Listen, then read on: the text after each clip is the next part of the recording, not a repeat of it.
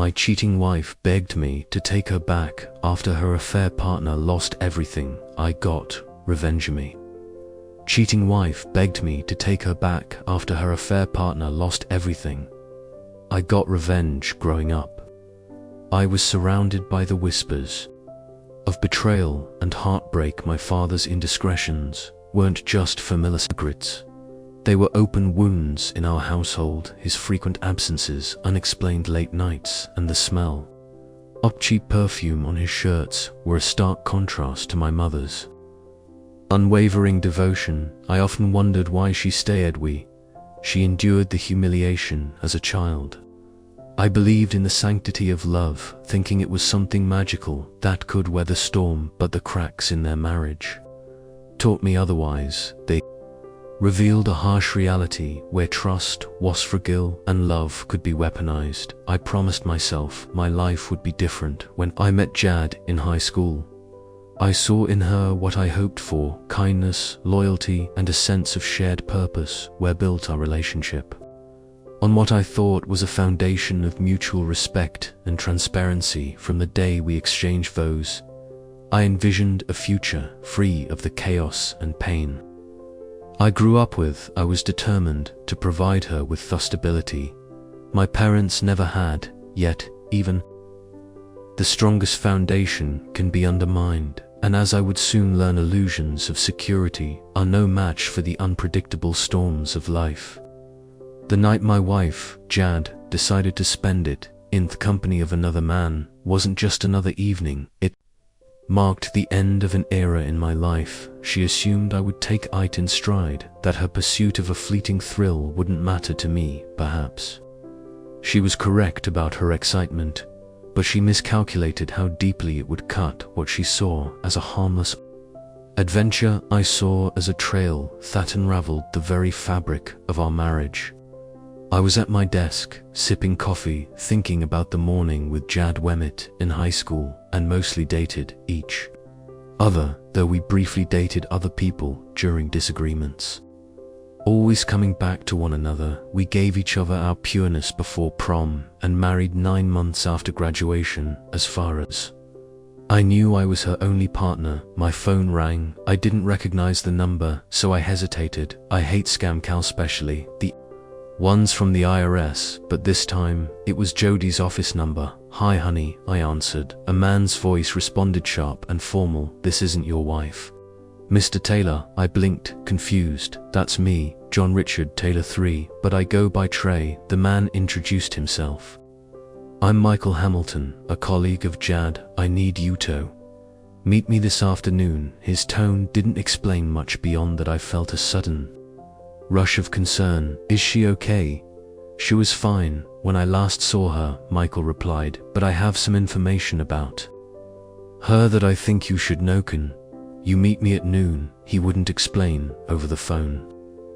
I agreed reluctantly, still unsure if this was some kind of joke. At noon I met Michael outside Spike's restaurant. He suggested we walk to avoid being overheard, so we're headed towards Central Park. "Your wife has been spending a lot of time with a man named Stan Morrison at work." Hester, did they go to lunch together every day? And today they were openly discussing their plans for tomorrow night dinner at the Hilton, followed by dancing and then spending the night together. My stomach sank. "Are you telling me they're sleeping together?" "Yes," Michael confirmed. "Hume's already made reservations, and your wife is out shopping for clothes for the date." "How do they think this will work?" "She thinks you love her enough to let her experience another man," he said. "She believes it won't affect your marriage." I stopped walking, trying to process everything. "Why are you telling me this?" Michael's expression hardened. "I was married for 9 years. My wife had an affair, and the legal system screwed my over now. I'm trying to help someone avoid my situation." We talked for a while longer. Before he left, I was left thinking about my marriage and what the future held. If Michael was telling the truth, my marriage was over. It scared me how easily I could consider that possibility based on a brief conversation with a stranger. I thought back to my childhood and the pain my mother endured with my father. He was a heavy drinker and womanizer, having multiple affairs and openly mocking her. When I asked why she put up with it, she simply said, "I love him." One day, when I was about 11, my dad took me to his girlfriend's house. I ended up walking home after getting bored of petting her dog. When I told my mum where I had been, she didn't confront him, but 2 days later, he spanked me with a belt for breaking a plate. Looking back, I realized it was because I had snitched on him after seeing how my mother suffered. I couldn't imagine condoning Jad having an affair. Even thinking about it made me sick. Call me whatever you want, but I wasn't going to live through what my mother did. Eventually, she left my father, and life got better for both of us. She is happy now. Now, Jody and I live in a house owned by my mother and stepfather, so I was stuck, wondering, confront her or ignore it, wait and see. As a salesman, I knew I had to be proactive, not wait for things to come to home. But in this case, if Michael was right, I didn't know Jad at all. She knew how I felt about infidelity, so I decided to take action. But how do you act when you don't even know if the situation is real? I planned out every possible scenario, imagined the worst case outcome, and asked myself what I could live with. If I couldn't accept the worst, I would have to make another choice. I made up my mind first. I found a private investigator after a quick meeting and spending a lot of money. We had a plan in place. Now I had to figure out how to act. When I got home, when I arrived, Jad wasted. She kissed and hugged me like she always did, and I had to decide how to respond. I could act normal, which would allow her plans to proceed, or I could drop a hint about what I'd learned. But if I did that, she might just deem you everything and wait for things to blow over. I wasn't going to live with that doubt. On the other hand, if I acted suspicious, she might abandon her plan. I decided to act normal. We had dinner, and I fried the pork chops like usual. Acting normal was harder than I expected. But either she was a great actress, or as Michael said, she was so confident. Thatch didn't even try to hide anything. Around 11 o'clock p.m., I went upstairs to get ready for bed. Jad was already asleep. Isherwood then lay awake, unable to sleep. At 6 a.m., she got up, dressed and went downstairs. A few minutes later, I did the same, only to find she was already gone. We rarely left the house without kissing each other goodbye, but today was different. It was Friday, usually a good day for RV sales, but I decided to tack ETH day off. I called my boss, then contacted the dealership's attorney to ask for a divorce lawyer recommendation. Referred me to his wife, but warned me she didn't take cases from husbands who cheated after he called her. I met with lawyer. I explained my conversation with Michael Hamilton. She asked why I'd hired an investigator based on an unverified story from a stranger. I told her about my parents' marriage and my personal stance against infidelity. She suggested I wait and confirm Hamilton's story, adding that if Jad was as confident as he said, then she'd have nothing to lose by having an affair. I told her that I wouldn't tolerate any affair, big or small, and if Jad went through with her plan, I wanted her served by Monday. If Hamilton's lying, I'll have to eat crow, I said, but if Hume's telling the truth, I'll be ready. She assured me the paperwork would be ready, if needed, by 1 o'clock p.m. I was back at work trying to sell a van to an elderly couple. At first, I was doubtful about selling a 45 FFT motorhome to them, but after spending time with them, I realized they were in great shape and had a lively, loving relationship. Envied their energy and bond, hoping Jad and I could be like them. One day they picked out their van and we took it for a test drive. Mr. Jacobson drove confidently and I could barely focus on the sale. Enjoying their conversation, it made me think of how I wanted my own marriage to turn out. I decided to give them a trade discount, taking a bit from me commission. They bought the van smiling. As they left, it was time to head home. I checked in with my investigator and was reassured everything was set at 5:30 p.m. I pulled into the garage.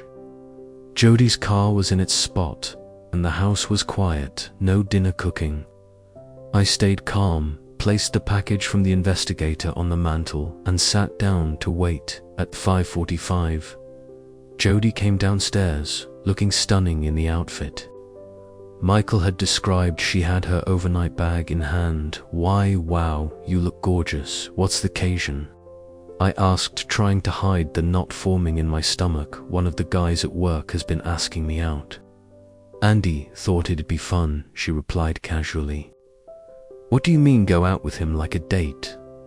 I pressed, the confusion creeping into my voice. "Yes," she said, not missing a beat. "We thought, since you're the only man I've ever been with, I'd like to sleep with someone else. We're going to dinner then." Dancing and spending the night at a hotel. I felt the blood drain from my face. I couldn't believe how calm she was. "You can't be serious. You're really spending the night with another man?" "I'm not agreeing to that. And who is this what you're talking about?" I demanded, struggling to make sense of it. "It's no big deal," she said dismissively. "Just one night of fun. I'll be back tomorrow and it'll be like nothing happened. I might even pick up a few tricks. You might lick theirs." "No way I'm letting you go out tonight with someone else," I said firmly, my voice tight with anger. "Don't be ridiculous," she shot back. "I'm serious, Jad. If you go, our marriage is over." I said each word heavy with finality. Just then, we heard a car honk from outside. "That's him," she said, heading toward the door. I moved quickly, blocking her path. "Please don't do this," I said, my voice pleading. As I reached out, "I have to go," she replied, stepping around me and kissing me on the cheek. "I'll be home by noon tomorrow and everything will be fine," she said, already heading for the door. "If you leave, you won't have anywhere to come back to." I warned, my heart sinking with words. "Now you're being really stupid," she said, rolling her eyes. "Enjoy your night, thinking about how much fun I'm having. We'll talk tomorrow. Good night." She kissed me and left. I didn't watch her get into the car. I walked over to the fireplace, turned off the recorder, and carried the box of trash bags upstairs. It took me nearly 2 hours to remove every trace of her. I emptied her closet and bathroom vanity, even taking her birth certificate, high school diploma, and social security card from the safe.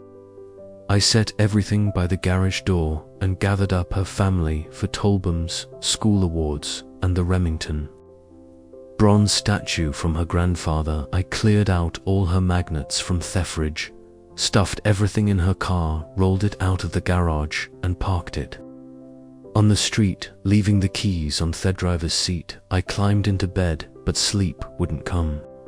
I tossed and turned for hours. Finally, I got up, mid-coffee, and tried watching a Hogan's Heroes marathon, but it didn't help for the next 2 days. I couldn't sleep at all. I felt like a zombie by 11 o'clock a.m.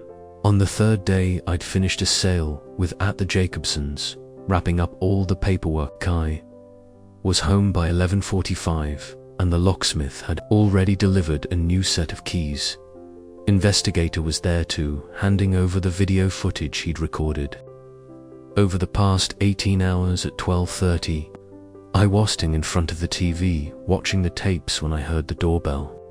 I opened the door to find Jad standing there. "Hey, me key doesn't work, and why is my car outside?" she asked. I blocked the door. "Your key doesn't work because you don't live here anymore, and your car is outside. See you. I don't want it in my garage." "What are you talking about? This is my house now," she demanded, trying to push past me. I said, "I told you last night, if you got in that man's car, you wouldn't have a place to come back to. All your stuff's in your car. You can't be serious," she said, clearly shocked. It was just she started, but I didn't let her finish. I slammed the door in her face. She pounded on the door, so I opened it again. "If you didn't stop banging, I'll call the police and have you arrested," I threatened, though I knew I probably couldn't do that, but I had nothing left to lose. You can't do that, this is my house, she yelled. This house belongs to my mother and stepfather. I replied, and David decided, you don't live here anymore. Now leave. She stood there, speechless, and I slammed the door in her face again. I went back to watching the tapes, but the anger inside me kept dialing. After a while, I glanced out the window and saw Jad sitting. In her car, I went to the kitchen for water but poured myself a gin and tonic instead, my frustration growing. Then the doorbell rang. It wasn't just a ring, it was constant, relentless. Two was ready to snap. I imagined tearing into her and feeding the pieces to the dogs. I opened the door, and there stood his sister Judy, still pressing the doorbell. Jody's crying at my house. I want to know why she said I didn't care. Screw it, I thought, and slammed the door in her face. But the bell rang again, and this time, I yanked the door open. Anne slammed her hand against it, causing her to nearly lose her balance ring. That bell one more time, and I'll break your fingers, one at a time. I warned Judy, pushed against the door, holding it open. Talk to me, please. I stood there for a moment before slowly opening the door and letting her in. She looked at me. You thought you loved Jody. I can't believe you kicked her out over a stupid disagreement. Stupid disagreement, I scoffed. She told me you had a fight over a walk and that you kicked her out. Judy sighed. Well, that part's true. She wanted to go out and I didn't, but she didn't tell you she wanted to go out with a guy from work, did she? I shook my head. Did she tell you they were planning dinner, dancing, and then a hotel room? I didn't wait for an answer, just played the audio tape I'd made the night before. Judy listened, her face falling. I had no idea, she said, shaking her head. Yeah, neither did I replied flatly. So, what are you going to do? She asked. Softly. Divorce, Hirsch added, almost as an afterthought. No, I said bitterly. This marriage is over. Judy nodded, then stood up. I walked her to the door. She hesitated, looking at me, and I opened it, escorting her out the rest of the evening and all of Sunday. I did nothing but eat grilled cheese sandwiches and drink gin and tonics. Self-pity had taken over. Then there was another knock at the door. Judy again, you said. If I rang the bell one more time, you'd break my fingers. So I knocked, she said. I've been talking to Jad all day. What you told me is true. I let her in, motioning for her to sit down. So what's the deal? She says. Nothing happened. I asked. Judy nodded. She admitted it was a disaster. They went to the hotel, drank too much, passed out. She woke up, realized what she was doing, and insisted Hetark, her home. Well, that's a story, I muttered, still not buying it. You believe her, don't you? Judy asked. I believe Sheened this guy, spent days, maybe weeks, planning it. They spent time together, talked, grew close. He knows more about my marriage than I do. They planned to cheat, and it doesn't matter if nothing happened. That's a betrayal. Judy Wasserlin, you don't believe her, do you? She asked. No, I replied, firmly. Even if nothing happened, you're not going to forgive her, she pressed. Not in this lifetime, I said. We reached the door. Ange paused. When this is over, can we still be friends? I took a deep breath. Jod and I are getting a divorce. If she fights it, it'll get ugly. By the time it's over, you probably won't want to be friends with me anymore. She smiled faintly. I see. Well, I think I'll miss you. She placed a hand on my cheek and kissed my other cheek softly, then left, closing the door behind her. Since Saturday, my phone had been off most of the time. Jad tried reaching me, repeated lie, but eventually gave up. I managed to speak to her father, who tried to convince me that since nothing physical had happened with Stan, it wasn't a big deal and I should move on. I explained it to him the same way I had to Judy. After the call, he realized divorce was inevitable and sighed before hanging up on Monday. I called my attorney and told her a Booth weekend's events. I also instructed her to serve Jad with a summons. The Damie attorney assured me it would be done by the end of the day. I spent the rest of the day not remembering much. Around 4 p.m. my phone rang. I saw it was Jad's office number and decided to answer. Hello. I said, "Good afternoon, Mr. Taylor. This is Michael Hamilton. I thought you might want to know that there was some excitement here today," he said. "Really?" I asked, curious. "Yes. Your wife was served with a summons, and after reading the papers, she fainted. An ambulance took her to the hospital. When the paramedics left, Stan Morrison picked up the papers, looked them over, and almost fainted too, as serious as the situation was. Part of him found it darkly amusing, but I had no sympathy for either of them. "I'll keep you posted on any developments," Michael said. "Please do," I replied before hanging up. A moment later, my phone rang again. It was Judy. "Hello," I answered. "Jody's in the hospital," she said, so I replied coldly, "I just thought you might want to know." I didn't ask. I added more sharply than I intended, "Are you really that heartless, Judy?" Asked. "My coldness comes from your sister," I answered. "I warned you this would go south. This is just round one." Following weeks played out. Predictably, Jad tried to talk to me countless times, but I ignored her. Her parents urged me to listen, but I refused. My mother spent a lot of time trying to comfort me, but I insisted I was fine. She didn't believe it. Michael Hamilton called daily, and I enjoyed his calls. He was the only one who knew what was going on with Morrison. Jad came to work but just sat at her desk, only meeting with her lawyer. She and Morrison barely spoke, at least not in front of anyone. Me, I was just stalling. Our lawyers set up a meeting. Jad, her lawyer, my lawyer, and me. It was the first time I'd seen her since I kicked her out. She looked thinner and worn out, and I was surprised to see Judy there. Jody's lawyer asked if everything was okay. "Are you sure you want to be here?" I asked Judy. "I'm here for Jad," she replied. "That's not what I asked," I said, staring at her. "But fine, stay." Jad was already sitting at the table, so we all took our seats. Her lawyer started. "Mrs. Taylor categorically denies the infidelity and asked for the divorce petition to be dismissed so they can work on saving the marriage. She's willing to go to counseling." My lawyer and I exchanged a glance before he spoke. "If there was no infidelity, could Mrs. Taylor explain her actions?" That night we all looked at Jad. "I'll be happy to," she said calmly. "A gentleman friend picked Moop." "Does he have a name?" my lawyer asked. "Of course, but his name isn't important thing. Bad happened, so no need to involve him." She repeated what Judy had told me. Champagne dinner, more champagne, getting too drunk, to have fun, passing out, and then coming home to be kicked out. Poor misunderstanding. She sighed. "I made a mistake. I love my husband, and I want him to forgive me." I looked at Judy, who nodded in agreement. My lawyer, who had been quiet until now, asked, "Okay, let's assume everything you said is true, and no sex occurred. Was there any anything that wouldn't pass the husband test?" "Absolutely not," Jad insisted.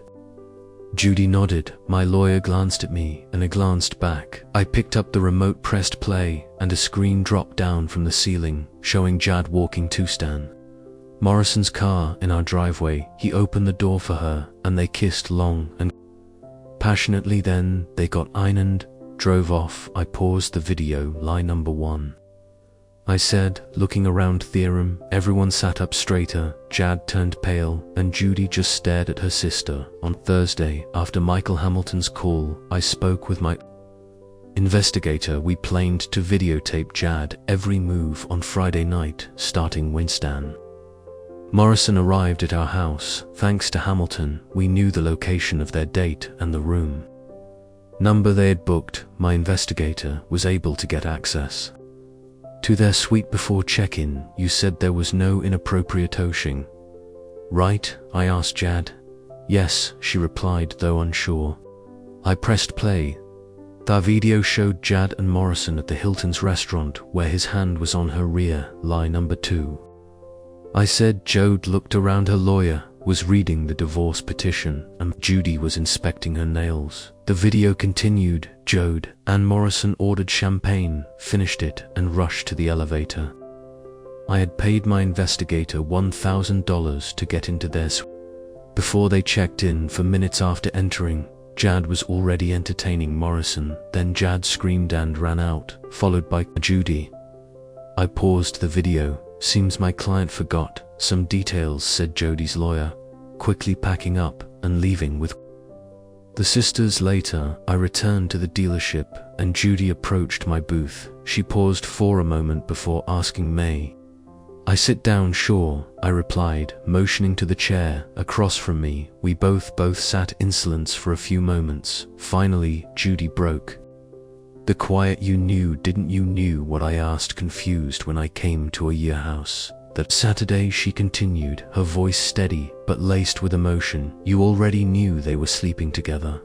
I sighed, a weight settling in. Yes, I admitted. I watched the video before you arrived. Judy's eyes widened slightly, but she didn't interrupt. I pressed on.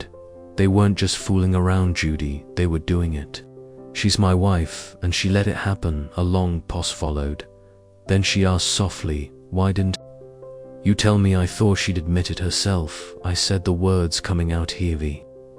I thought she'd agree to a divorce. If she had, I would have spared you and your family the details. I've always liked your parents. The room fell quiet again, the tension thick. My phone rang, breaking the silence. I answered more deadly. This is Michael Hamilton, came the voice on the other end. Just so you know, your wife called yesterday and quit. She didn't even clear her desk. Thanks. I said, my voice flat. Let me know if you hear anything else. I hung up. Without another word, Judy opened her mouth to speak, but was interrupted by the office loudspeaker. Trey, you have a call on line 6. I nodded to Judy before stepping away to take the call. It lasted about 15 minutes, during which Judy remained still, her gaze distant. When I returned, she looked at me with a certain finality. Check gone. Trey, what do you mean gone? I asked. She packed up and left. Probably moved into her own place, Judy said quietly. I don't think so. Judy Adedge asked me to tell your parents she was sorry for disappointing them. It wasn't just your parents, she had disappointed. I replied, yeah, we know, she said softly. Judy stood up, glanced at me and walked out. Later that night, I watched the full video again. My lawyer still had the earlier copy, but I had my own. Watching it made me numb. There was no romance, no love. He didn't care about the feelings. The pain and anger swirled in me. Part of me wanted to scream in agony. Another part wanted revenge. My thoughts were a mess. I fell asleep in the chair, my mind swirling with thoughts of the betrayal. Over the following weeks, my lawyer tried to arrange another meeting with Jad and her lawyer, but he couldn't get in touch with her. A month passed. Then another. I checked in with Judy and her parents. No one had heard from Jad. I thought about hiring a tracker, but my lawyer advised against it. I cancelled the credit cards and took half the money. The record showed Shay hadn't used any of the remaining funds. If she stays gone long enough, we could file for desertion, but we'll see. 10th phone rang. Trey Taylor, I answered. Good morning, Mr. Taylor, it's Michael Hamilton. Do you remember me? Of course, Michael. How's everything going? I replied, sitting up in the chair. Not bad, he said. I just wanted to update you on my situation. Remember my divorce? Yeah, I said your ex was living with her boyfriend. That's right. Michael confirmed. Turns out the guy's a thief. He convinced my ex to steal from her company. And now they're both in jail. I chuckled. Good for them. Are you still at the same place? Michael asked. Yeah, I replied. That's actually why I'm calling, he continued. Since your wife left, things have been quiet. Stan Morrison's been keeping to himself, but lately, some of his calls have been interesting. How? I asked, intrigued. He was talking to your wife today. I frowned. How do you know? I overheard him say I miss you too, Jad, Michael said. I sat up straighter. Did you hear where she is? I got her phone number after he talked to her. Michael explained he left his Fenian the desk, so I grabbed it and wrote it down. Nice work, Michael, I said, impressed. Thanks, he replied. Keep me posted. If you hear anything else. I got the number, passed it to my attorney, and decided to make the call. The phone rang and someone picked up. Hello. Hi Judy, it's Trey. What do you need? She asked, her tone flat. Do you or anyone in your family know anyone in Florida? I asked. Why? She responded, cautious, because I think Jody's there. Why do you care? Judy shot back. I want a divorce and she needs to sign the papers, I explained. When are you going to ask her? Judy replied, sounding uninterested. I don't need to ask. I said my lawyer is already handling it, but it would save him some trouble. She lives in Fort Lauderdale, Judy, said almost reluctantly. Why are you telling me this now? I asked. Why didn't you say anything before? Over the next few days, Judy gave Nad address and confirmed that Jad knew the divorce papers were ready. I gave the address to my attorney and I immediately sent them Judy and I to have dinner and then watch the video at my house. She made it clear, though, that revenge wasn't on the table and she wouldn't sleep with her brother-in-law. Thursday morning, Michael Hamilton, Caladagan.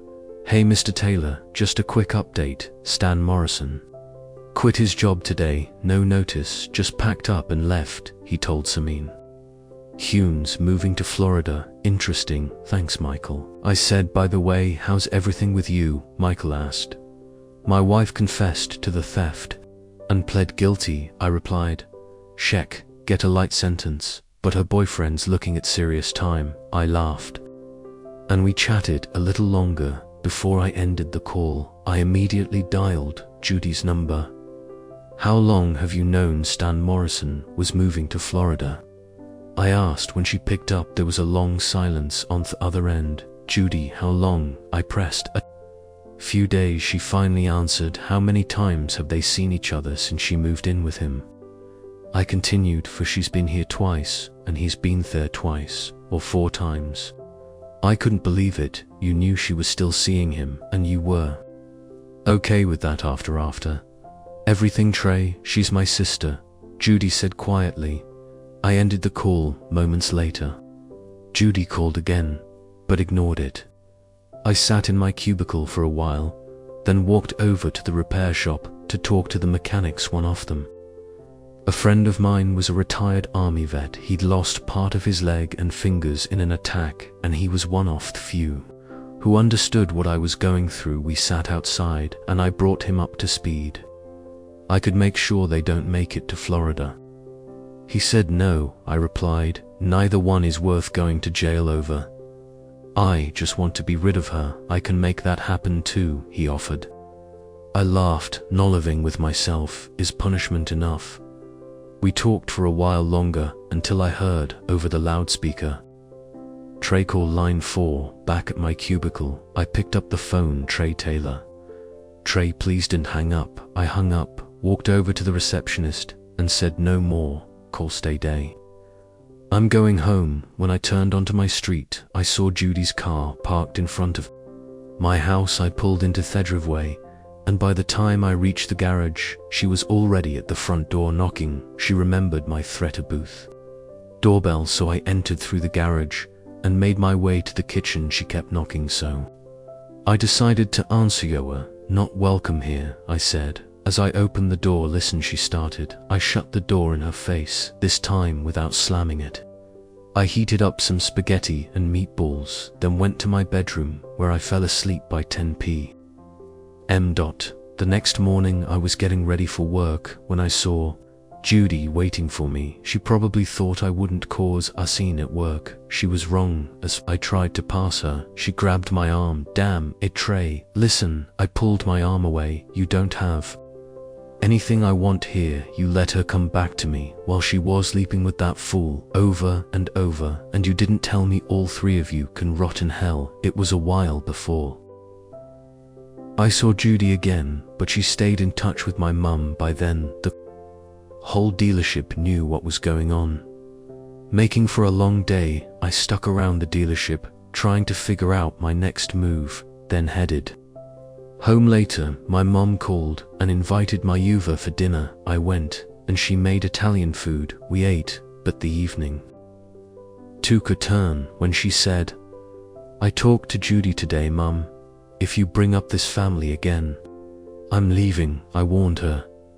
"Trelliston, there's something you don't know," she said, her tone serious. "I know everything. I need to know Jad cheated. I'm divorcing." Her I replied, trying to keep my anger in check. "Good, but what about the baby?" she asked, her voice softer. What I shot up from the table, stunned. "I talked to her, Shek pregnant mum. Explained, you didn't tell me." My voice cracked with disbelief. She asked us not to, Mum said, "so you listened, Toa, and ignored your own son." I shot back, hurt and frustrated. "We thought you might need more time to forgive her," she said, her voice tinged with guilt. "Forgive her?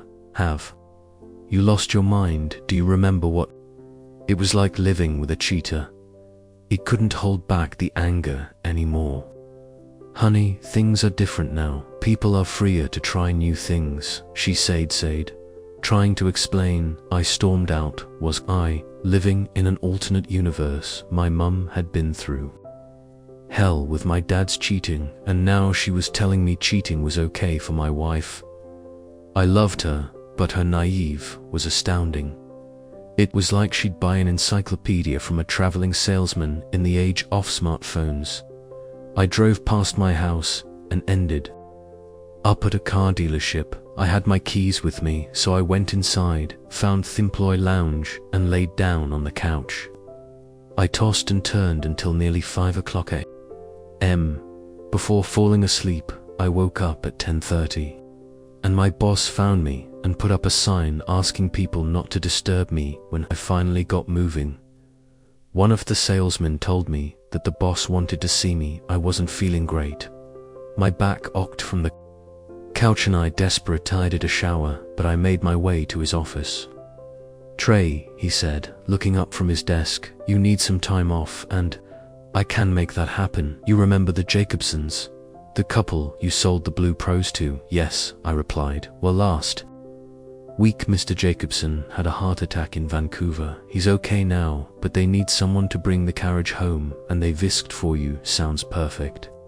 I said, "When can I leave?" "Tomorrow," he answered. "Janie will book your flight. Use the company credit card for expenses." "Great, I'll get packed," I said, feeling relieved. "How long's hold?" "I take 4 days for the trip back," he instructed, "but take 10. The Jacobson aren't in a rush, and we don't need you back too soon. Hand over your deals to Ben and he'll handle them." When I got to Vancouver, I went straight to the hospital. Mr. Jack Jacobson had a lot of tubes and machines hooked up, and Mrs. Jacobson was fussing over him, trying to make him comfortable while he grumbled. It was clear they just wanted to be near each other, and it made me smile. "Mrs. Jacobson, it's good to see you," I said. "Hi Trey, how was the flight?" I picked up Mr. Jacobson. I said, "Now, be quiet Robert, you heard what the doctor said." "Mrs. Jacobson I can tell him to be quiet now, and he can't argue doctor's orders." She winked at me. We sat talking while Robert drifted in and out of sleep every time we thought he was out. A nurse would come in to check his vitals or adjust his meds. Mrs. Jacobson told me the motorhome was parked nearby and that their grandchildren had been with them.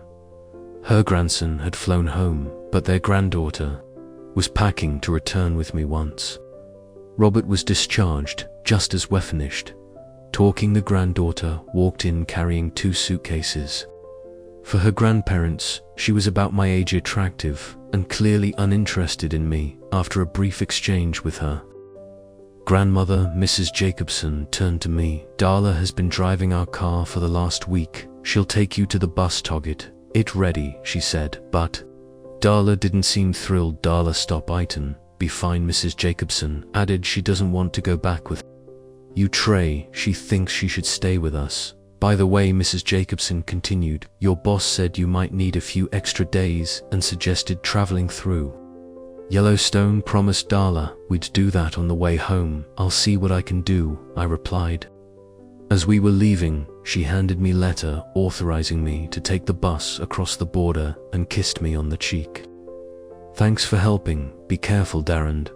I drove to the RV park. She kept quiet, grunting and ignoring me. I tried to make conversation, but she wasn't having it. When we reached the bus, she went inside, taking the car keys with her. I asked her for the keys, but she tossed them at me and I barely dodged them. What's your problem?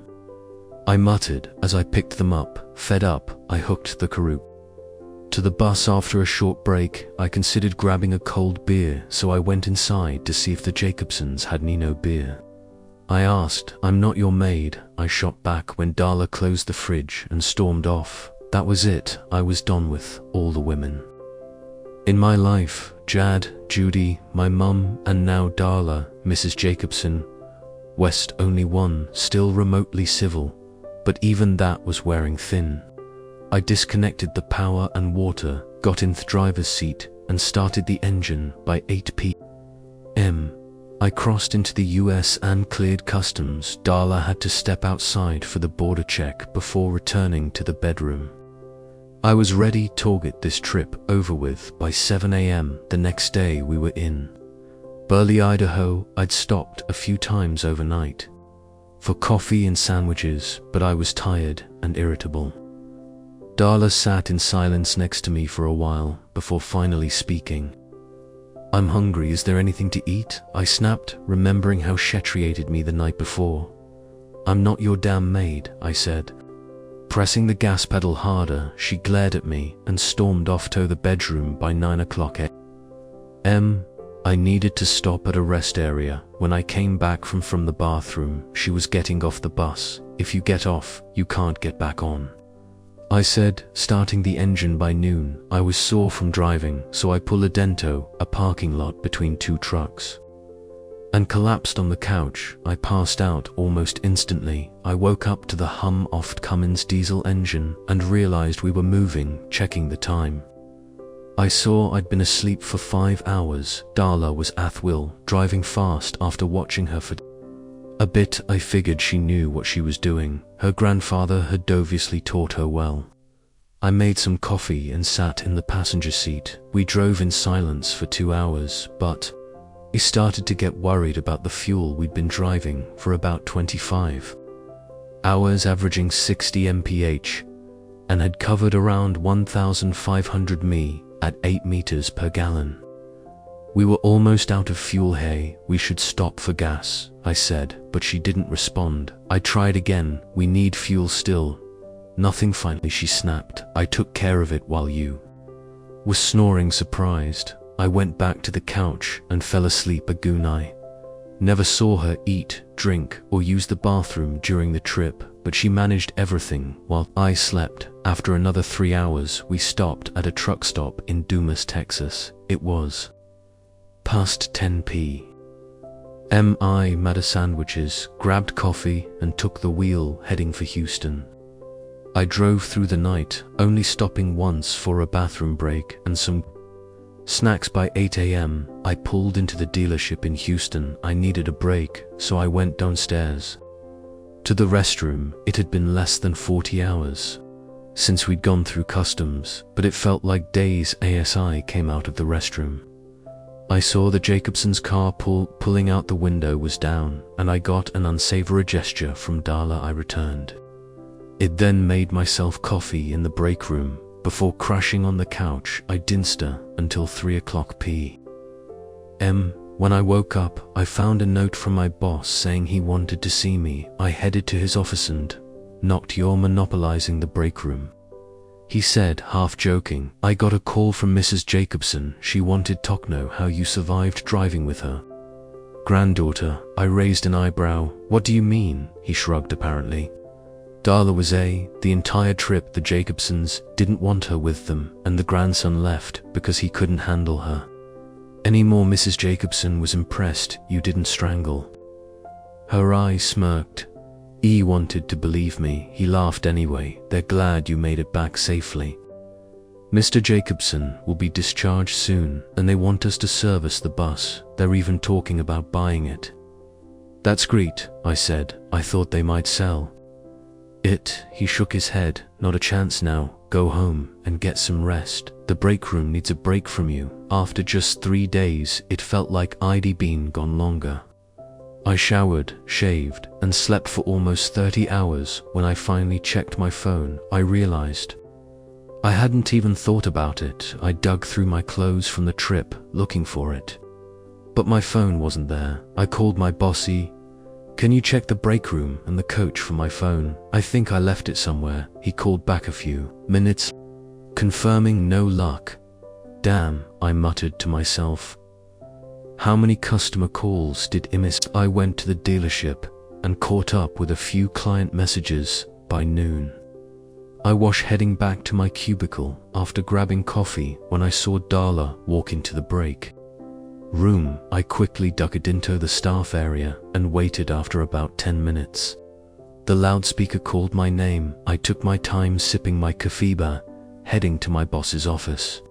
He greeted me and mentioned Darla Jacobson was there to return my cell phone, which I'd left in her grandparent car. As he was talking, his phone rang and he stepped away to take the call. I nodded at Darla and followed into the showroom. She held out my phone, but I kept my distance, not reaching for it right away. A few steps, she placed it on a nearby table. Am I really that bad? She asked. Yes, I replied. She left without seeing another word back at my desk. I was processing everything when a loud crash from outside caught my attention. I saw a wreck involving 2 cars, and when I got to the scene, it was Darla. She'd been injured but wasn't in immediate danger. As medics worked on her, she looked up and smiled. You always catch me. My best, she said. Before passing out, the EMTs took her to the hospital. I called the Jacobsons to update them, assuring them Darla was okay. Then I heard Mr. Jacobson's cold response. A broken arm, too bad it wasn't her neck. After that, Mrs. Jacobson asked me to call Darla's parents, which I did later. I noticed 54 messages on my phone, mostly from my mother Judy clients, and 1 from Michael Hamilton. I set up appointments with the clients and ignored the rest. I left work at 5:00 p.m., heading home but detouring to the hospital. At the information desk, I found Darla's room, where her parents were already visiting. Her mum introduced me to Ralph and Joanna Jacobson. They were friendly, but Darla's dad joked about how she talked non-stop about our trip. Darla won't stop talking about it, her mum said. I bet. I thought, chuckling, how unbearable she could be. After a brief conversation, I said my goodbyes, but Darla's dad stopped me to thank me for calling them. I nodded and left. Feeling out of place back home, I debated calling my mother but decided against it.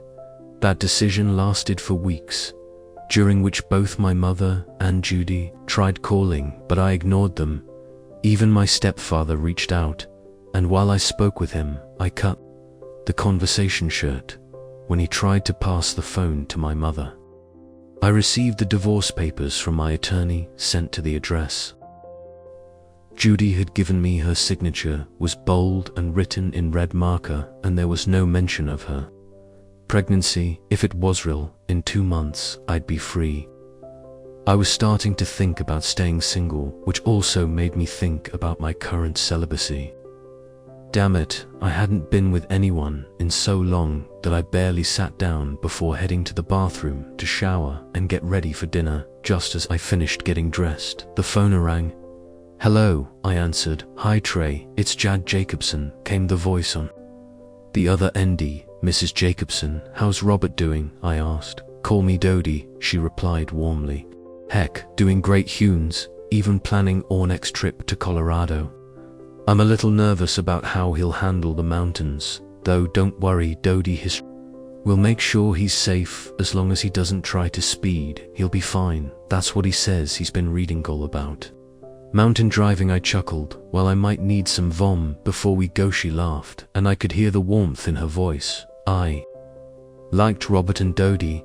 They were a good couple anyway, she continued. We're having a barbecue this Friday at 6:02 to celebrate Robert's recovery, or bring your wife. We'd love to meet. Her eye froze for a moment, realizing I'd never mentioned my personal life to them. Darla probably hadn't either. They didn't know I was almost divorced, thanks Dodie. I said, regaining my composure. I'd love to come, and with that Ty ended the call. It was a great week at work. I sold 3 vans, one of which had been a high-end bus owned by a country star. My commission was excellent. I arrived at the Jacobson estate on Friday at 6:00 p.m. The house was impressive, and the garage housed their boat, which I'd driven over from Vancouver. A valet parked my car, which felt strange, but I went with it. Inside, there were about 50 guests. Dodie greeted me with a hug and asked where my wife was. I'm in the process of getting a divorce. I told her. She pulled me back and said, your wife, I's an idiot. Then she put her arm around me, leading me to the crowd. When she mentioned introducing me to some nice young ladies, I knew I didn't belong. I decided to stay only briefly while finishing my brisket and beer. I spotted Darla running away from a guy. I didn't expect her to be here, but I should have. She grabbed my hand before I could slip away. Come on, Trey, she said, pulling me into the house and toward the library. Yes, the library. Once inside, she looked at me clearly upset. This guy's an a-hole. I have a behavior problem and need help. I started to walk out. Where you going? She called after me. I'm leaving, I replied, heading toward the door. Before you kick him out, she asked, almost pleading, because I agree with him. I said, turning back slightly. He shouldn't have said that in front of everyone. Someone had to say it, damn it. Trey, you're supposed to be on my side. She shot back frustration in her voice. Why, the only nice thing you ever said to me was while you were lying in the street bleeding. I retorted my words, sharp. She slumped onto a chair, and I stood still, not looking at her house thim. I asked, trying to break the tension. It itches like hell, she muttered. I have to use this thing to scratch. She pulled out a tool from her cast that looked like a back scratcher. I've got to go, I said, heading for the door. Trey sheckled after me. Yeah, I turned back slightly. If I promise to behave, will you have dinner with me? She asked, softly. A paused before replying. Darla, I'm going through a divorce. I don't need the extra stress, and I'm likely to do something that'll make things worse, so no dinner's not a good idea. Saturday morning, I packed up and left. My mum showed up at my door later that day, and I let her in. I've been thinking it over, and I agree with you, she said. There are things we can compromise on, but faithfulness in marriage isn't one of them. You reminded of pain with your father, and no one should go through that. I'm sorry for pushing you to get back with Jad.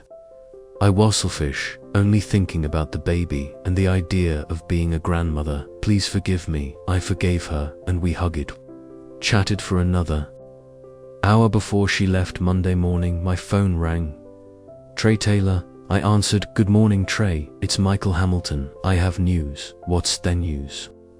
I asked. Stan Morrison called to ask for his job back, and they said no. I replied. I laughed. Just thought you might want to know. Thanks, Michael, I said, hanging up now. I was on a first-name basis with him. Around noon, the Jacobson's carriage pulled into the yard. I was with customers, so I couldn't greet them right away. 30 minutes later, after walking my clients to their car, I made my way to the bus. Darla opened the door. Hi, come on in, she said.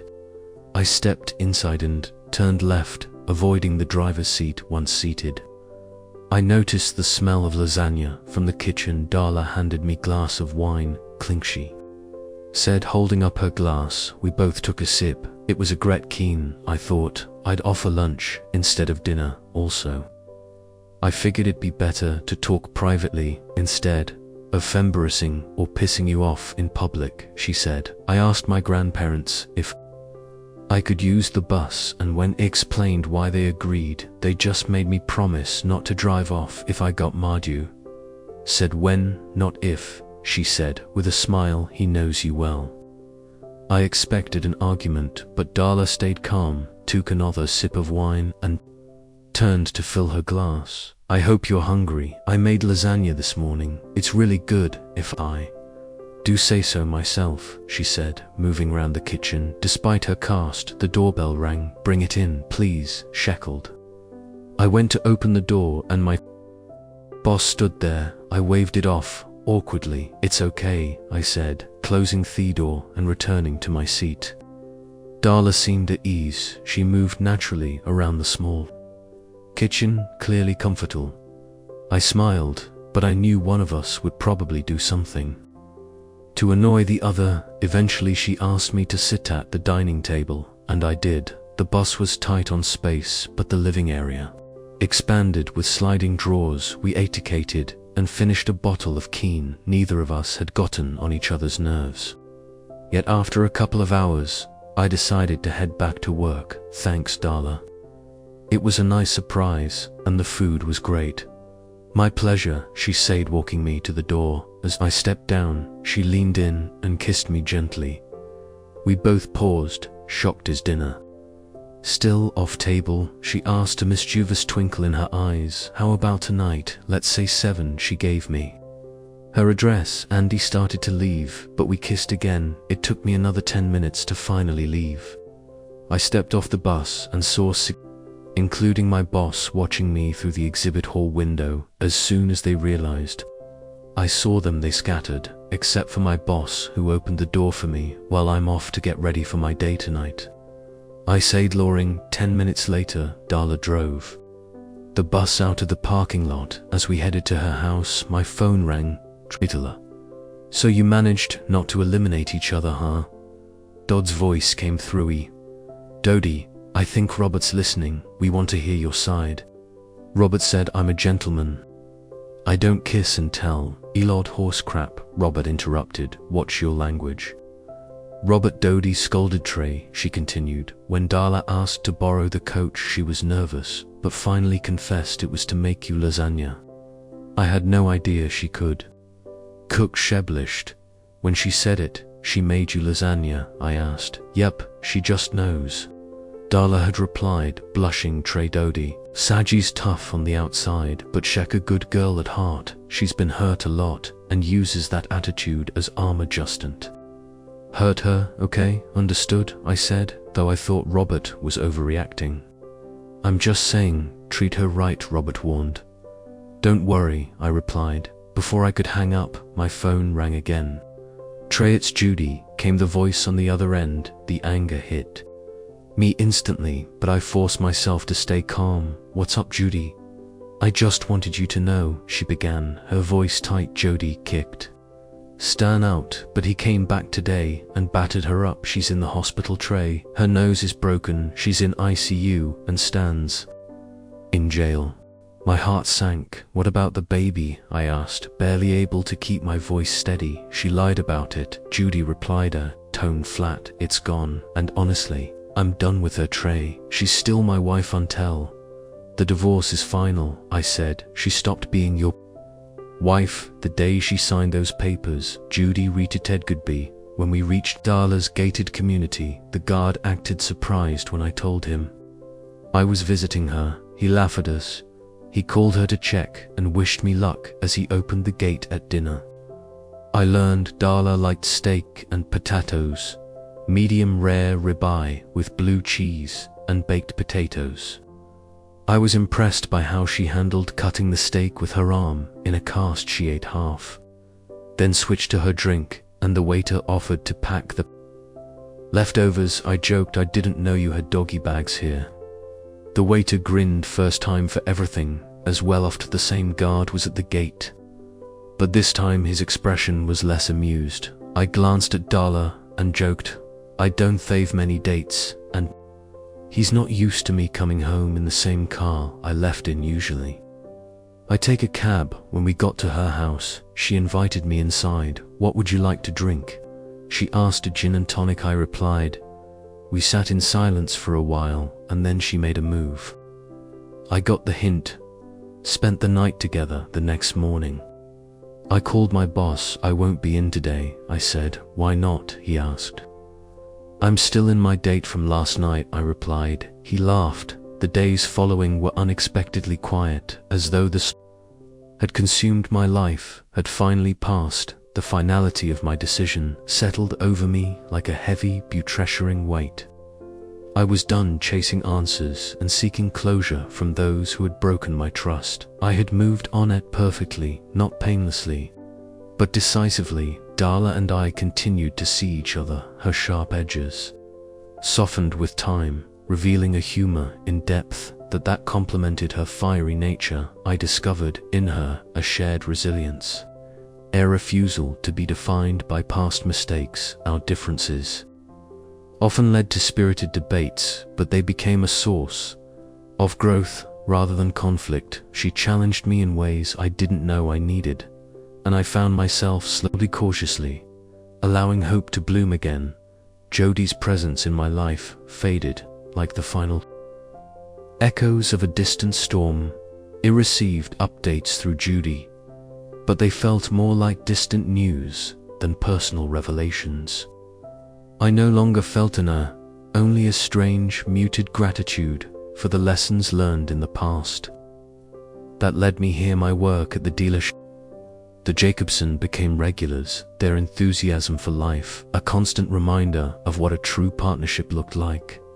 They often invited me and Darla for dinners, their support unwavering as they encouraged our relationship. It was at one such dinner that Dodi leaned over and whispered, "You've been through enough, Trey, let yourself be happy."